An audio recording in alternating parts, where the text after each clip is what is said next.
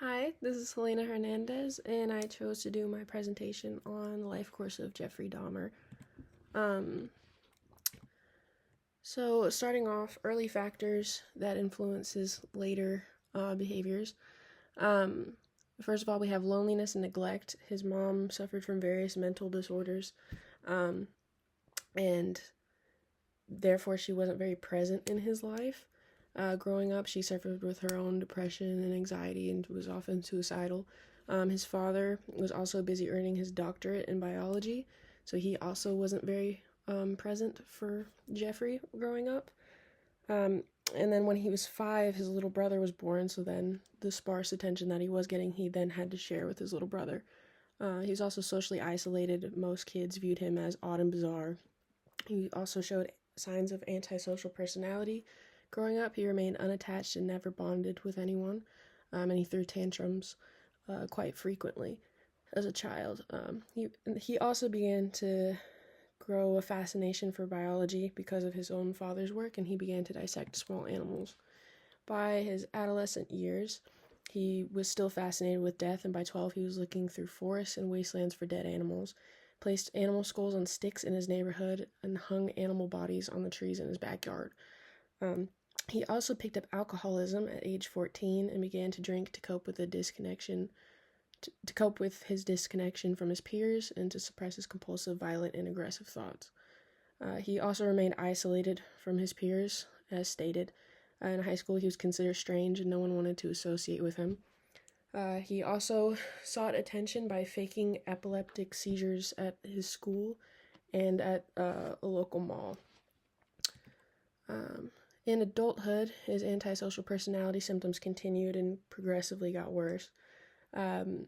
He showed signs of impulsivity and aggression, which increased with his murders. He manipulated individuals with a charm and lies to therefore kill them, felt no remorse for his actions, and he continued his alcoholism. He committed his first murder in 1978, and at first the murders were spaced out by a few months, but got more frequent as he went on. He got a lot more impulsive with his murders, and they were only separated by a couple days, or weeks. And then he also remained very disconnected and lonely from society, and he sought the connection through his victims, and he was also scared of abandonment. He would often fear that his victims would abandon him, so he wanted to create zombie slaves, pretty much, to keep them around, and he would also consume his victims to keep that closeness to them, or keep them with him, and he would also keep souvenirs for similar reasons. His antisocial behavior persisted through his entire life. At a young age, he didn't have normal emotions. He would throw tantrums, which showed impulsivity and aggression, and he was also neglected as a child, which was a possible causation of it. His antisocial behavior was homotypic in his life and became more obvious in adolescence. He was very distant from his peers, eventually giving up on connection with people altogether. Started messing with animals, placing their heads on sticks, and got into substance abuse. And in adulthood, it fully developed. He was very impulsive, aggressive, and disregarded societal norms with his murders.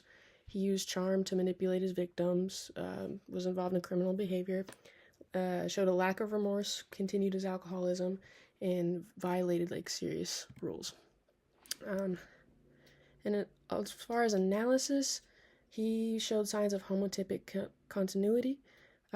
He exhibited antisocial behaviors throughout his life course, with the lack of remorse, impulsivity, aggression, substance abuse, lying, and manipulation. And as far as environmental factors, which I think contributed to his aggression, he was neglected as a child. His family was very unstable.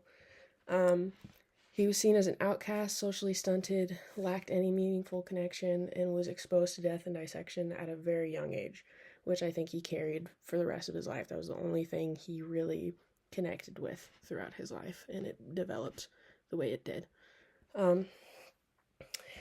I believe that it's proven that he sought connection with his victims, and I think he used his knowledge of biology and preservation. He felt connected to the animals that he had killed, and he wanted to try that out with people, which, as we know, serial killers often will start with animals and end up with people.